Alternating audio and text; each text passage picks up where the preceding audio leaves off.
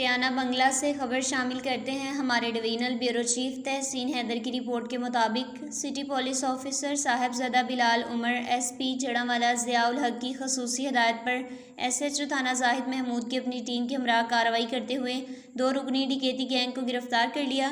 तफसीलात के मुताबिक सिटी पुलिस ऑफिस फैसलाबाद और एसपी जड़ांवाला की खसूसी हिदायत पर एसएचओ थाना जाहिद महमूद ने अपनी टीम के हमरा कार्रवाई करते हुए इशफाक और सरताज गैंग गिरफ्तार कर लिया। गैंग में मुलजिम अशफाक अली, मुस्बत हारून, सैफ अली शामिल, जबकि सरताज गैंग में सरताज मोहम्मद नवीद, मोहम्मद कासिम शामिल हैं। दोनों गैंग मोटरसाइकिल चोरी और डकैत की मुख्तलिफ बड़ी वारदातों में मुलविस थे। मुलजमान के कब्जे से मुतअद्दिद मोटरसाइकिल और नकदी बरामद कर ली। मुलजमान से मज़ीद तफ्तीश जारी। सिटी पुलिस ऑफिसर फैसलाबाद और एसपी जड़ांवाला की एसएचओ राना जाहिद महमूद को गैंग गिरफ्तार करने पर शाबाश दी।